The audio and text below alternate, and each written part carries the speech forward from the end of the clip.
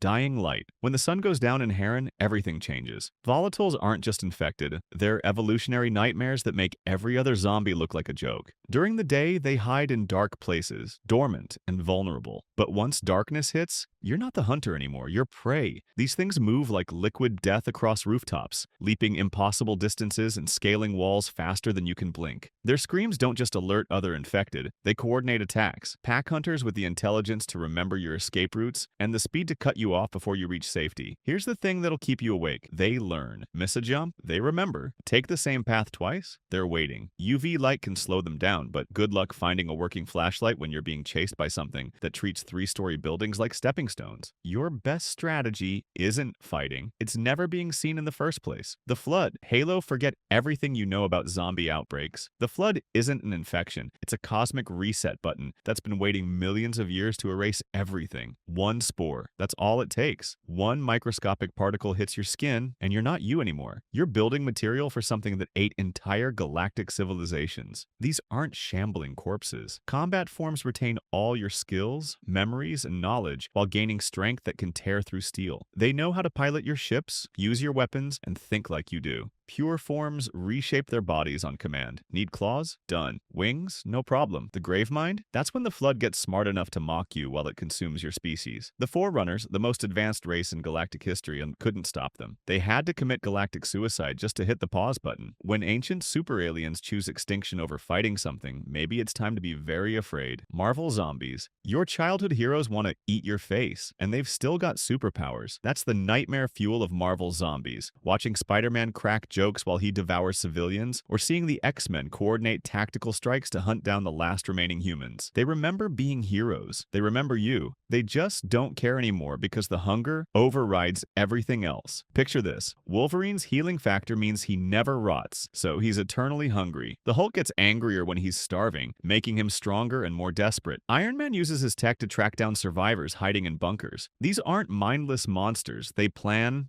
strategize, and use their powers creatively to hunt. When they run out of humans, they eat each other. When they run out of heroes, they go cosmic and devour Galactus himself. This is Apocalypse with a side of nostalgia, where everything you loved about comics becomes everything you fear about the end of the world. Reanimated corpses. Dr. Herbert West proves that sometimes science goes too far, and the results remember exactly who's responsible. His reanimation serum doesn't create hungry zombies. It brings back the dead with all their intelligence intact, plus a burning hatred for everyone still breathing. These aren't virus-driven monsters. They're angry. Death changes people, strips away empathy, and amplifies every negative emotion they ever had. They remember their names, their lives, and who wronged them. Dr. Hill's severed head controls his headless body like a remote-controlled nightmare, plotting elaborate revenge schemes while his corpse does the dirty work. The worst part? They can talk. They'll explain exactly how they're going to kill you, why you deserve it, and how much they're going to enjoy watching you die. They use tools, set traps, and manipulate situations because death didn't make them stupid, just evil. When the dead come back smart enough to hold grudges, nobody's safe from their own past mistakes. Strigoi, the strain.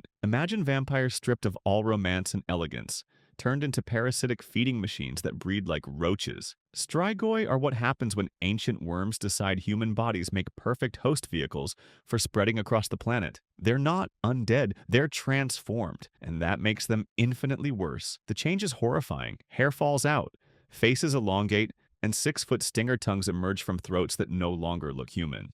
But here's the real nightmare. They hunt in coordinated swarms under the Master's control, turning major cities into feeding grounds within hours. No biting necks romantically.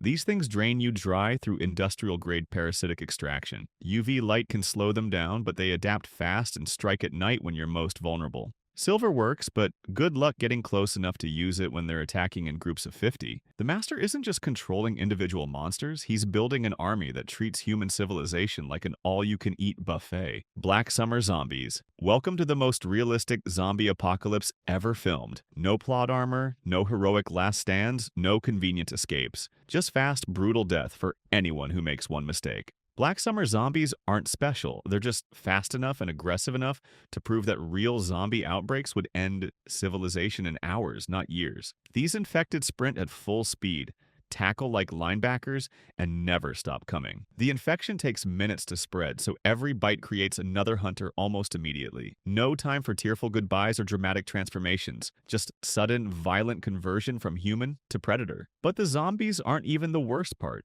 It's watching normal people make increasingly brutal choices to survive. Communities turn against each other, families abandon members, and moral decisions disappear when staying alive means stepping over corpses. The show proves that humans are scarier than monsters when society collapses and everyone's fighting for the same limited resources. Nazi zombies, Call of Duty. Take the Third Reich's obsession with superweapons, add supernatural horror, and you get Nazi zombies, undead soldiers created through Element 115 experiments, and ancient rituals gone wrong. Group 935's research sites became ground zero for apocalyptic outbreaks that consumed their own creators, proving that some knowledge is too dangerous to pursue. These aren't random infected stumbling around. They're militarized undead that retain weapon skills and basic tactical awareness while gaining supernatural resilience. As rounds progress, they develop resistance to conventional firearms, forcing survivors to find increasingly powerful weapons just to stay alive. Hellhounds teleport through dimensions, Panzer Soldats wear armor that laughs at bullets, and boss zombies require coordinated team tactics to defeat. The Ether storyline reveals something worse. The zombie outbreaks are controlled by interdimensional beings manipulating human history across multiple realities. Every map, every outbreak, every desperate last stand is part of a cosmic game where humanity never had a real chance to win.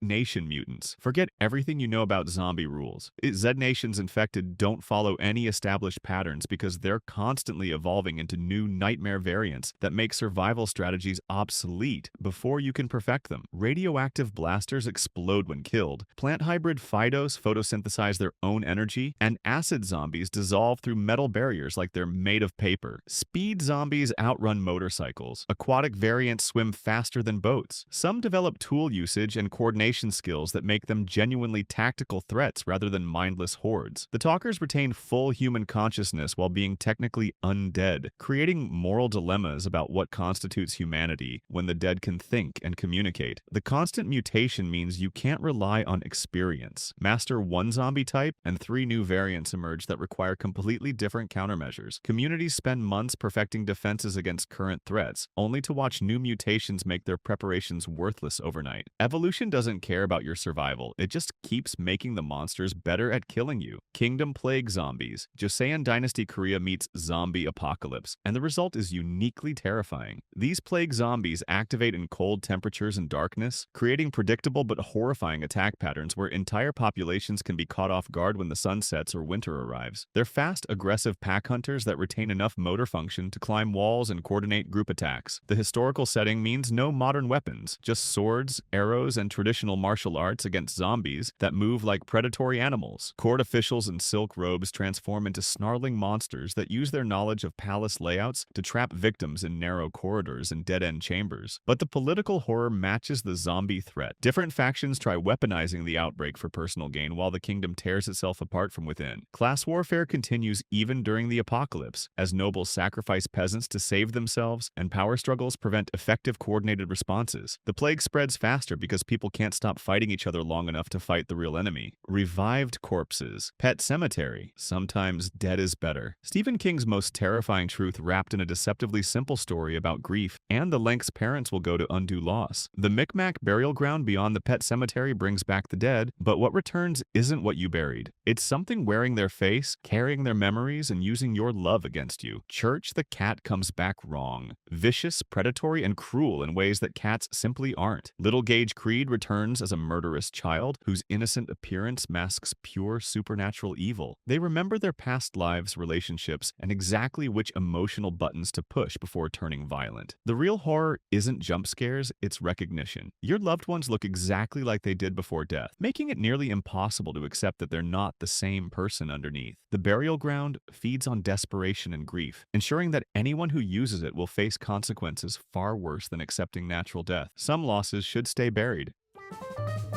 Subscribe for more interesting stuff. Tell us your experience in the comments.